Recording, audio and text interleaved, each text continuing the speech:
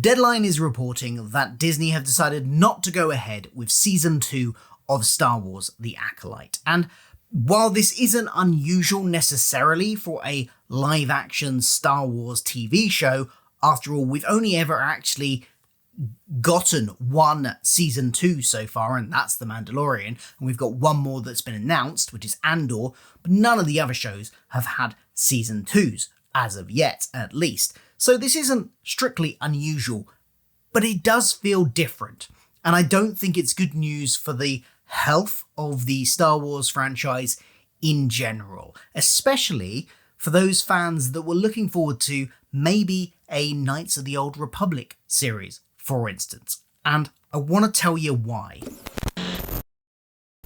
So just how badly did this show do in terms of ratings? Well, mixed. It started off apparently really strongly. I found one figure of 11.1 million in the first 5 days. That's a really strong figure. Now, Disney don't tend to release their figures unless they've done really well. I don't know if this was an officially released one or an external agency tracking it through surveys. I don't know, but this is the figure I found linked to the articles that I've seen on this, that it started really strong and then petered out, although I couldn't find any exact figures for later on in the season and later weeks.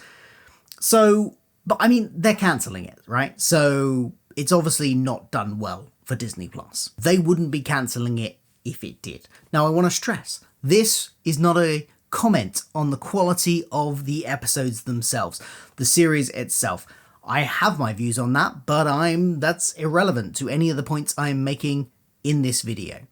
My point is about the fact that it getting cancelled is not good news for Star Wars in general. So why do I think it's bad? Well, there's two reasons. One, slightly lesser one which is my main point, which I'll come on to in a minute. The slightly lesser one is that just generally, it's not a good look to leave stories unfinished within a continuing universe. I don't think that's a good look for Star Wars.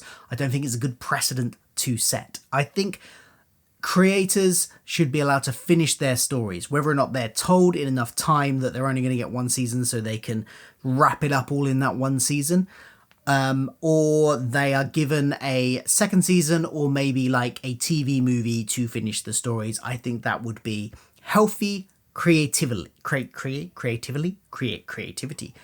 I don't know what I'm saying. You know what I mean anyway. The word that I'm trying to get out, that means the healthy for the creative atmosphere of the show.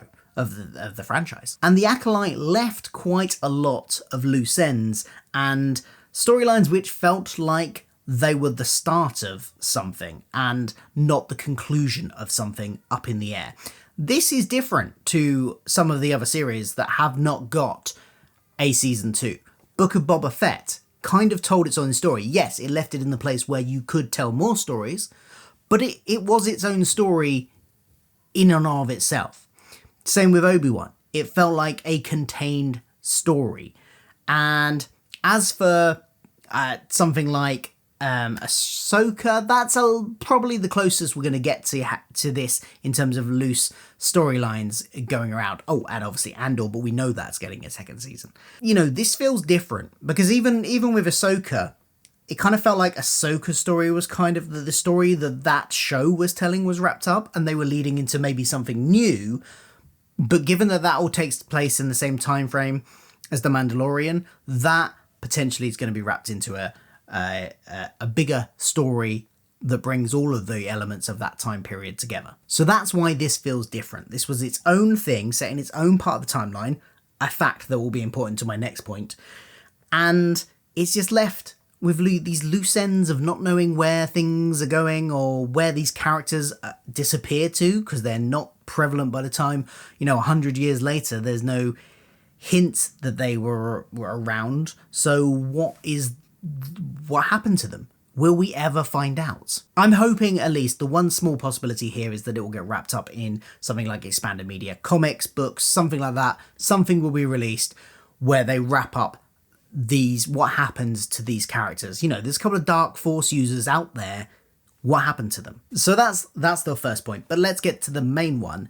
And that's my worry that it's going to make Disney even more cautious about what sort of scope they tell in the Star Wars universe, and I'm particularly talking about eras they cover. because every live action project up until this one that has been done by Star Wars takes place somewhere in between The Phantom Menace and The Rise of Skywalker. And there's that period of, 50, 60, 70 years, that kind of that kind of time frame. It's definitely less than 100 years that every live action before this one has taken place in.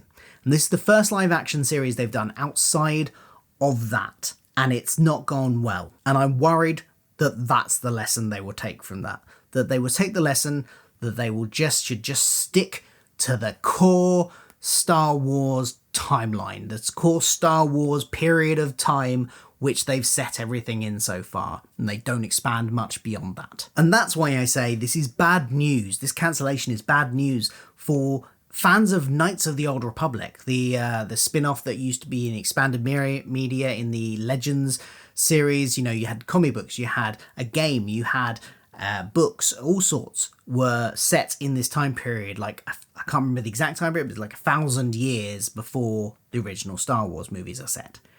And lots of people, myself included, were really hoping we'd get something like a movie trilogy set in that time.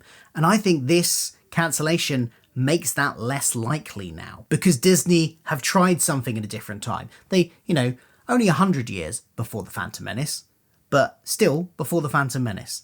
And it didn't work out for them. And they won't delve into any particular further depth than that. They'll just go, oh, well, we better just stick to the safe stuff in the time period we know, and that we know that people turn up for. And I think that's bad for the creativity of the Star Wars universe in general, because that's a very tired period of time in the Star Wars universe. We've had a lot of stories set in that, across all mediums, but with the amount of TV series we've gotten, quite a lot of live action and cartoons set in that time period. And it kind of feels like, I'm not saying there's nowhere else to go in that time period. There absolutely is. Andor proves that, one of the best Star Wars projects of this century. And it was fantastic. I love Andor. And it proves that there's interesting, creative places to go that are new and not just repeating the same formula again and again in that time period.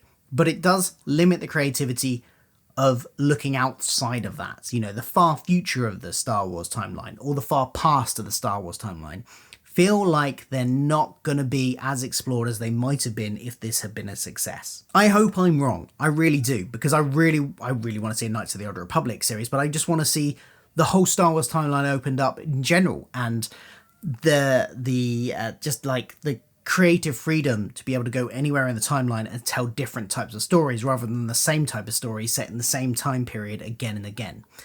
But we'll see. What do you think? I'm not asking about what you thought of the show, the quality of the show, because I don't think that's relevant to any of the points I'm making here about why it's bad that this got cancelled. But what do you think? Do you think I'm right or wrong about whether or not this makes something like Knights of the Old Republic less likely? And let me know if you think I'm wrong, why you think I'm wrong. I hope I am. I really do. But we'll see. Thanks for watching. I cover all sorts of geeky pop culture on this channel, including a lot of things like Doctor Who and the MCU as well. So if you like any of that, do click down below. See you soon. Goodbye.